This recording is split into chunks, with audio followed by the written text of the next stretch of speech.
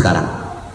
Lalu Nabi mengatakan nanti di akhir zaman akan terjadi gempa-gempa akibat dosa dan maksiat di tanah ini, yaitu Jazirah Arabia, khususnya Arab Saudi.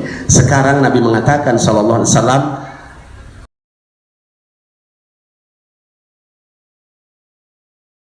alaihi wasallam, yang bernama Muhammad bin Abdullah, atau nama Nabi Muhammad kan bukan Muhammad saja, nama Nabi Muhammad juga Qasim.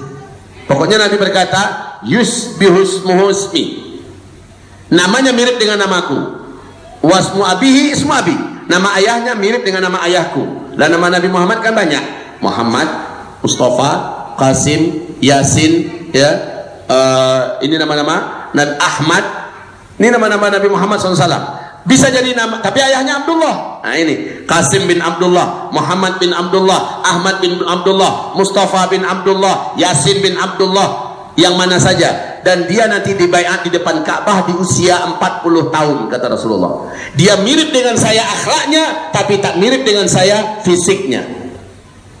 Nabi menyebutkan rambutnya seperti apa. Rambutnya, kata Rasulullah, pirang, panjangnya segini, jenggotnya hitam sampai sedada, dahinya lebar, alisnya seperti bulan sabit yang indah, hidungnya mancung dan tulang hidungnya lurus indah. Hidung-hidung mau diawak kok tak laku dong.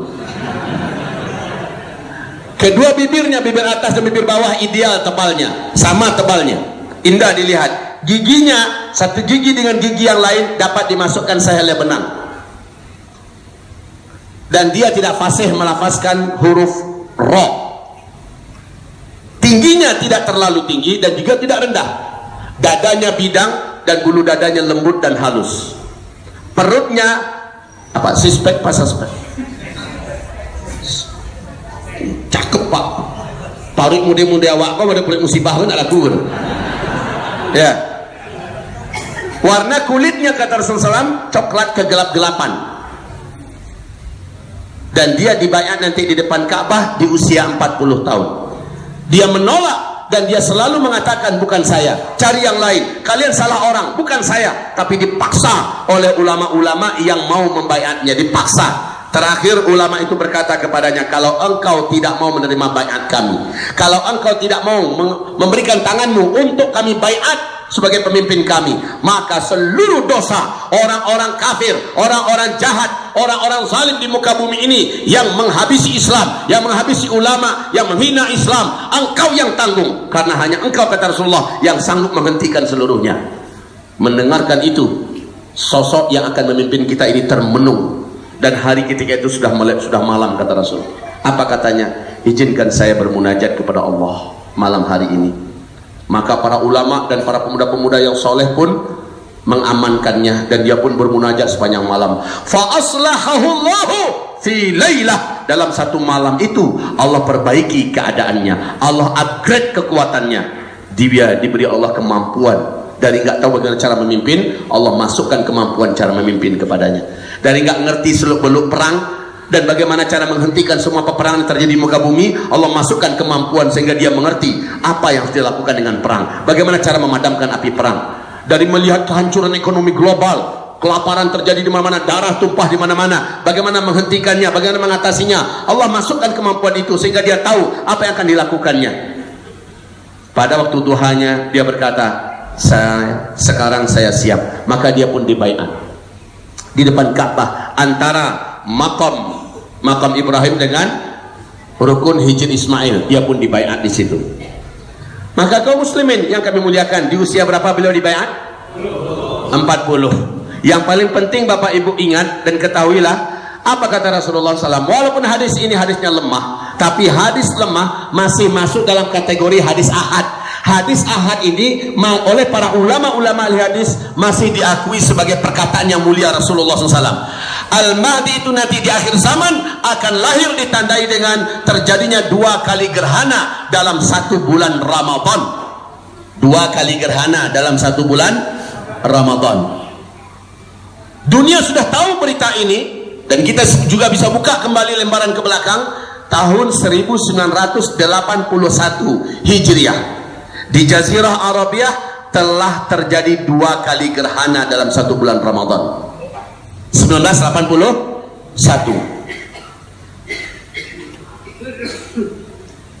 Semula orang masih mengabaikannya walaupun kaget, kok bisa 2 kali gerhana terjadi di Jazirah Arabia.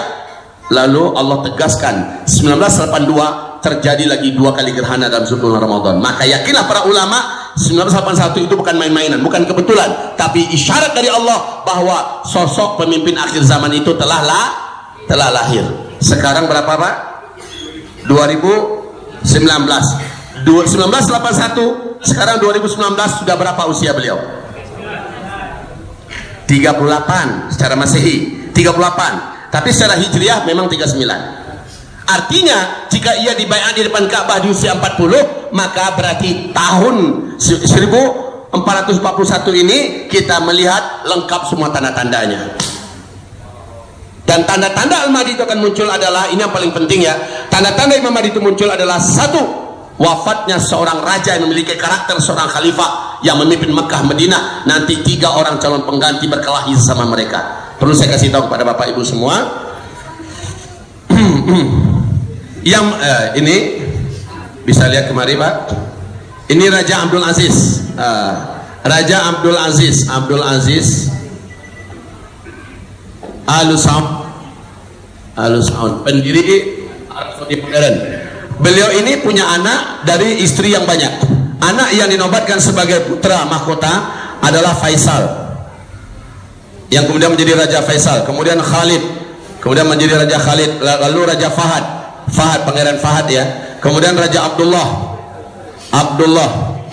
setelah itu Sultan, Pangeran Sultan, lalu Pangeran Nayef, kemudian Salman, yang sekarang menjadi Raja Salman, lalu Tolal dan Mukrim.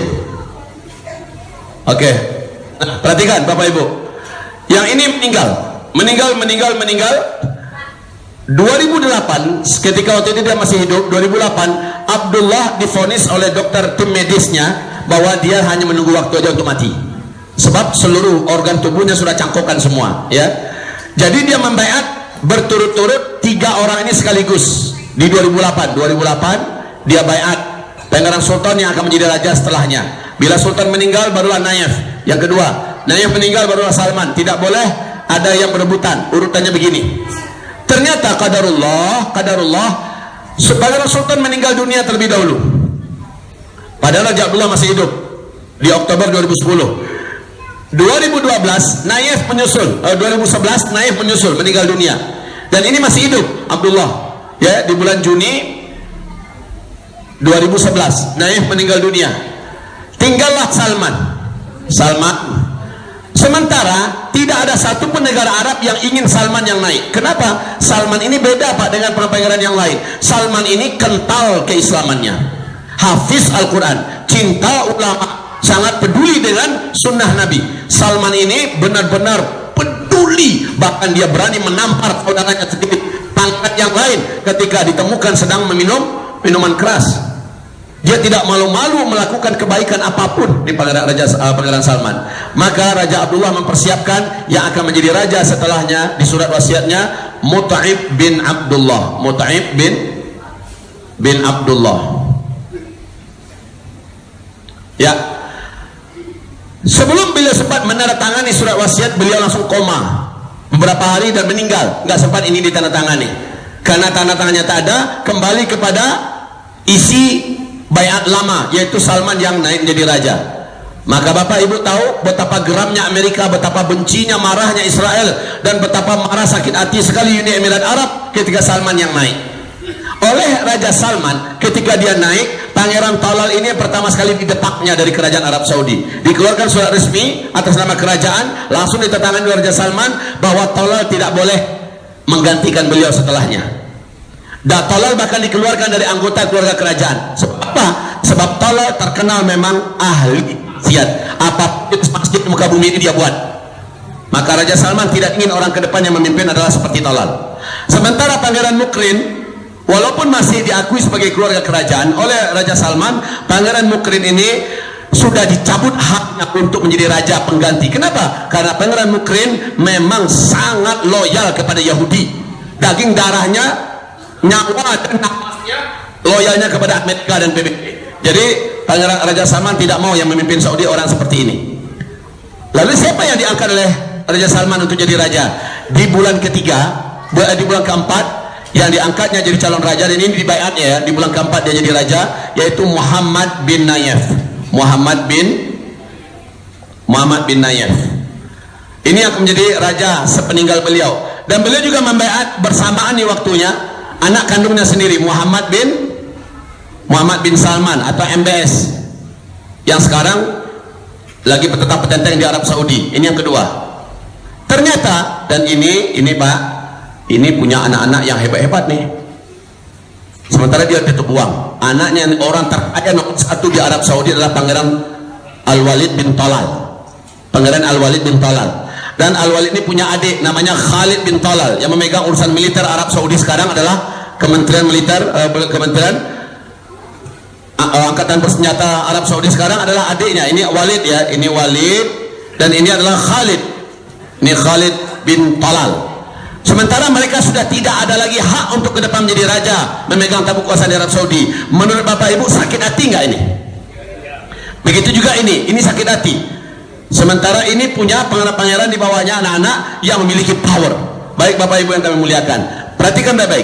Sekarang baru 2 tahun berjalan pemerintahan Raja Salman, semua dalam kendali Raja Salman. Masya Allah, sangat menakjubkan Pak, sangat menakjubkan. Tetapi langsung Muhammad bin Salman melakukan hal yang sangat tercela.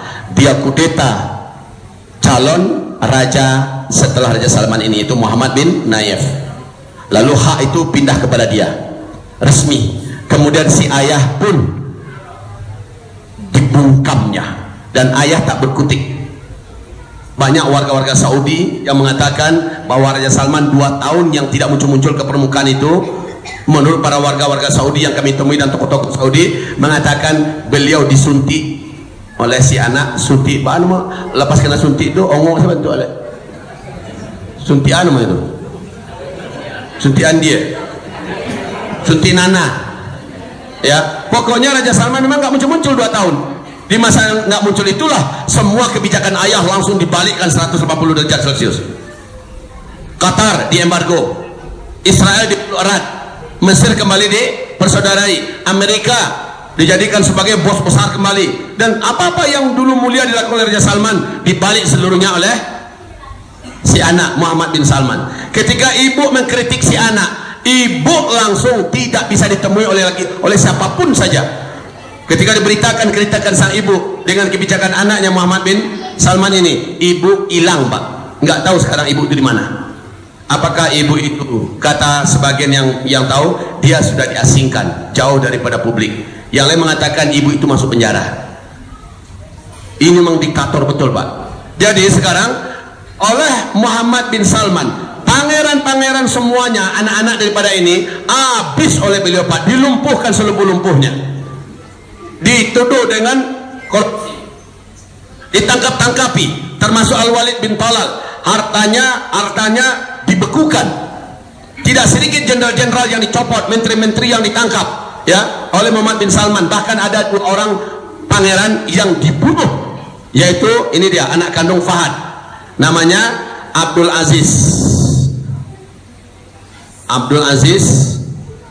bin Fahad. Ini dibunuh dengan cara baku tembak dulu dengan pengawal pribadi Pangeran Abdul Aziz bin Fahad di kediamannya. Setelah semua pengawal pribadi mati, barulah beliau ditembak. Dalam waktu kurang dari 24 jam, anak kandung Pangeran Mukrin, Mansur bin Mukrin juga mati dengan cara diledakkan helikopter yang ditumpanginya. Baku tembak terjadi. Sekarang di Arab Saudi ada 3 orang terkuat Pak, dan ketiganya memegang militer di Arab Saudi dan juga relasi yang luas dan juga duit yang banyak. Siapa mereka? Nih, yang pertama, 1, Mutaib bin Abdullah. Yang kedua, maaf, bukan ini nih,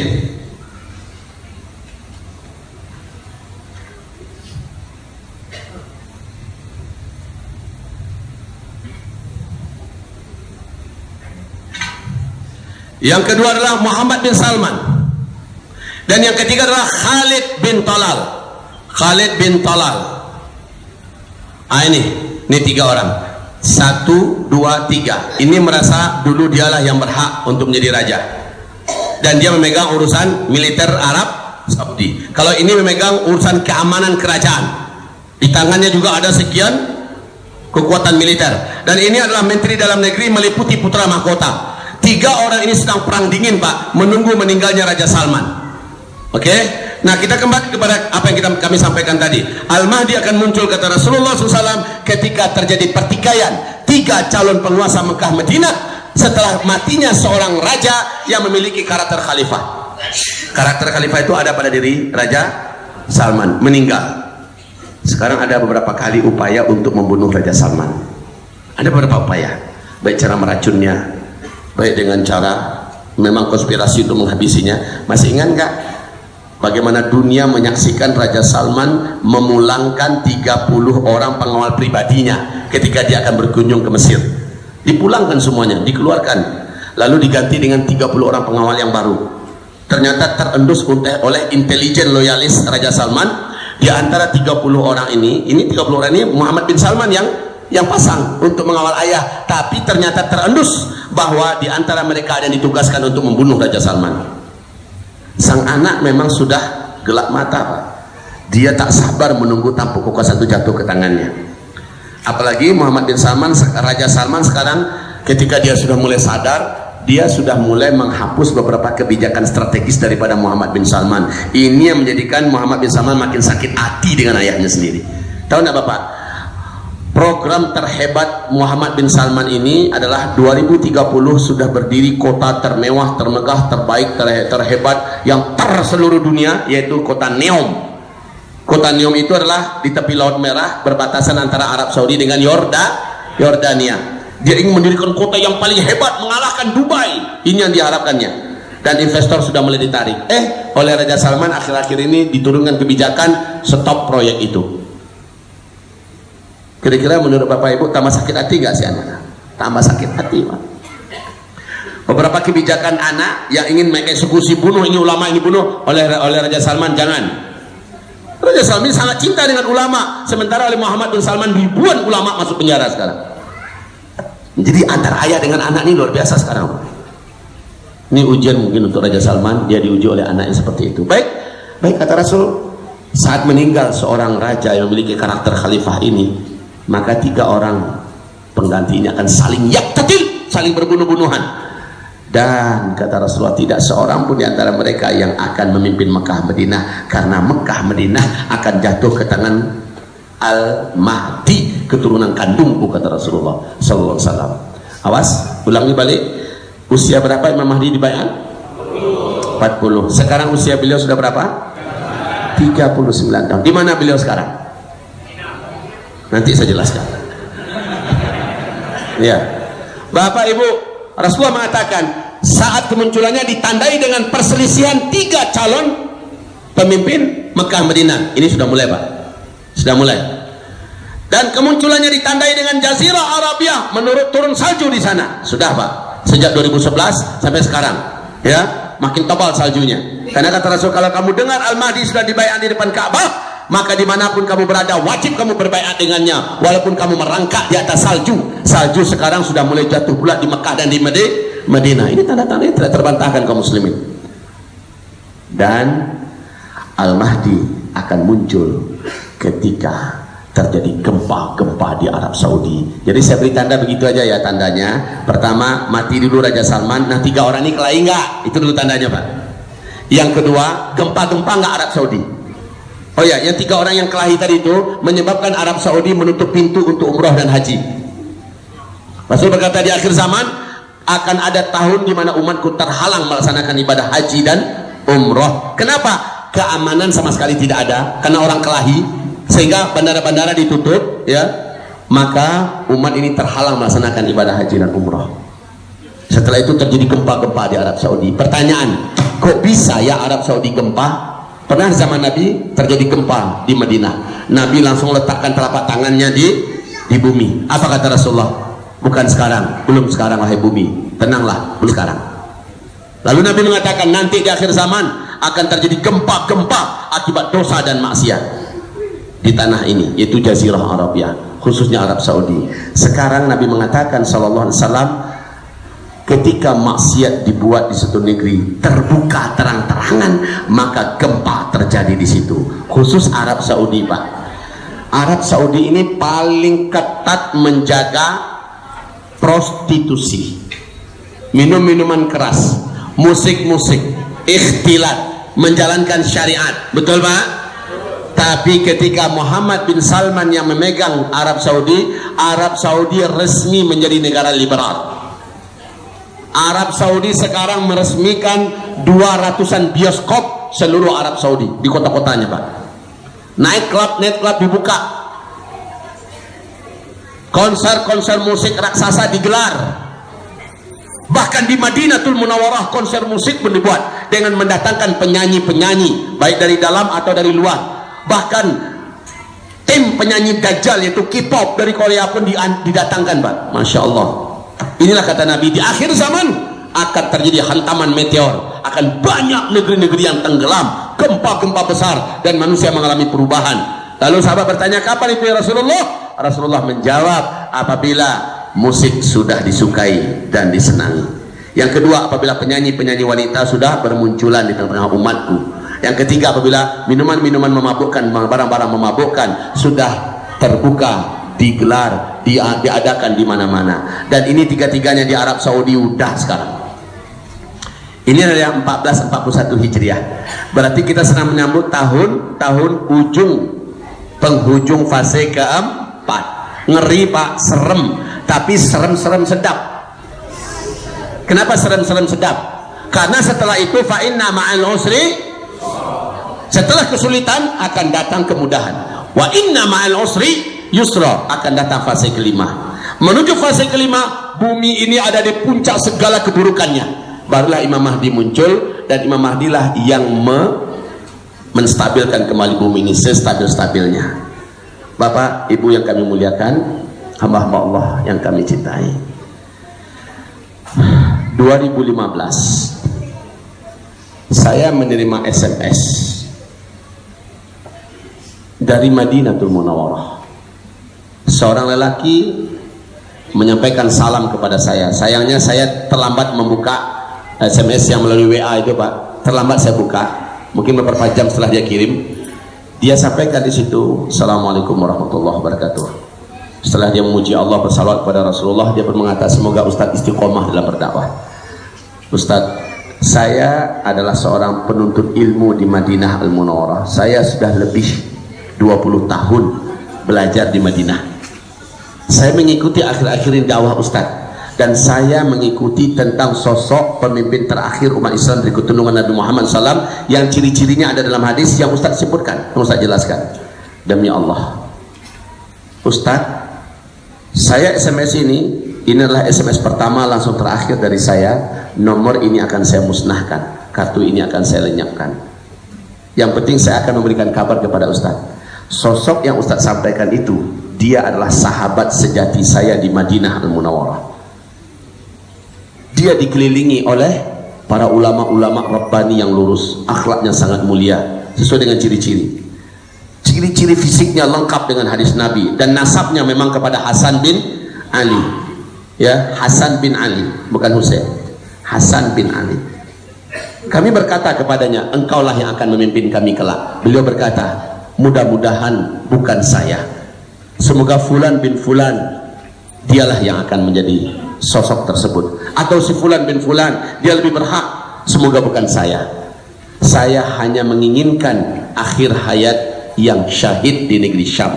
Dia selalu merayu saya, ayolah kita ke Syam, ayolah kita ke Syam, ke Suriah atau ke Palestina, kita tolong saudara kita di sana, kita berjihad di sana, dan kita menikmati syahid di sana. Saya katakan tidak, saya akan kembali ke Indonesia, karena tempat dakwah dan perjuangan saya sudah saya niatkan adalah Indonesia. Lalu apa kata laki-laki tersebut? Jika demikian, katakan kepada umat Nabi Muhammad di Indonesia, bersiap-siaplah kalian menuju jihad besar. Pintu jihad akan terbuka lebar di mana-mana. Saya telah dikasih lihat oleh Allah dalam mimpi, ada benturan besar menghantam langit kita, dan bumi setelah itu menjadi gelap gulita, segelap-gelapnya. Kemudian setelah itu seluruh orang kaya menjadi miskin, seluruh teknologi tidak ada satu pun yang bisa dipakai, dan saat itu darah tertumpah di mana-mana. Dan dia mengatakan hanya orang beriman yang amal solehnya yang akan selamat dan dijaga oleh Allah Subhanahu wa Ta'ala. Sampaikan kepada mereka pintu jihad akan terbuka sebentar lagi. Lalu setelah itu kami pun berpisah. Saat itu usianya, saat itu dia menyampaikan saat ini usianya sudah 35 tahun lebih dan kurang.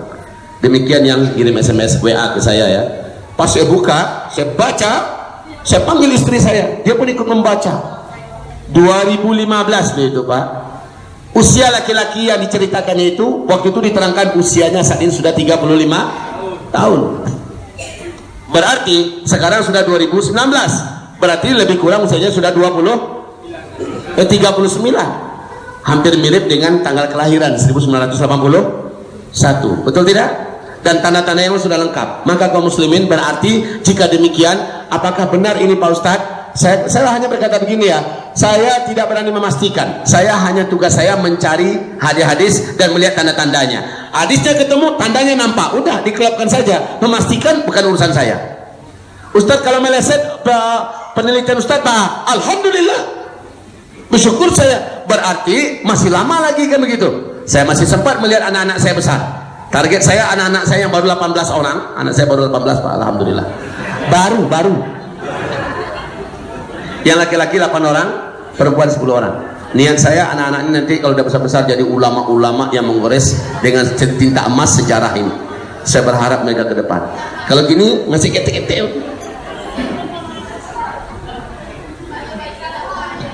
Bangku ibu belakang bu. Hah? 8 baleh orang. Amaknya pada orang. Para lu ibu tahu. Ambo jujur, orang rumah ambo 1 orang saja. 1 orang dari Aceh Barat, 1 orang dari Jawa Barat, 1 orang dari Sumatera Barat, dan 1 orang dari Sumatera Barat. Lah selesai. Jadi nah itu kaji gini loh. Gaji kita 1441 Hijriah. Apa yang akan kita hadapi? Yuk nak itu bu. Bu, bantu ibu lah. Tekajui. Itu tanda akhir zaman bu.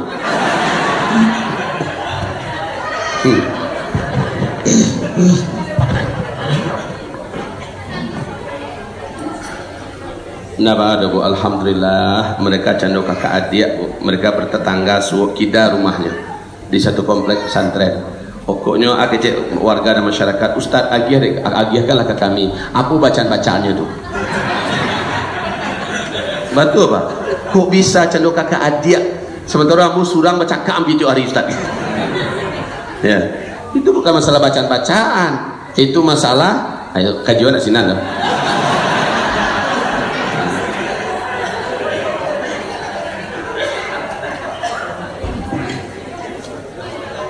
Sebagian apa-apa dan agak angin menangannya nabaan.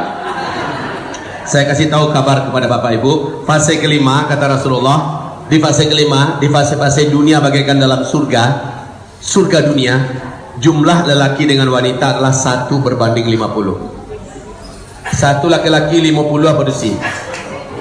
Oh lala. Celek-celek bu, meriah wajah Bapak bu. Rasa-rasa tabayang dengan nasib elok. Saya kasih kabar lagi kepada Bapak ya, silahkan Pak berpoligami. Al-Quran membolehkan, tapi nanti di alam barzakh. Kenapa? Bapak di fase ujung, fase keempat ini, kebanyakan lelaki di muka bumi Allah pindahkan eksodus besar-besaran dari alam dunia ke alam barzakh. Kita kaum laki-laki, ada apa? Di penghujung fase keempat kata Nabi akan banyak terjadi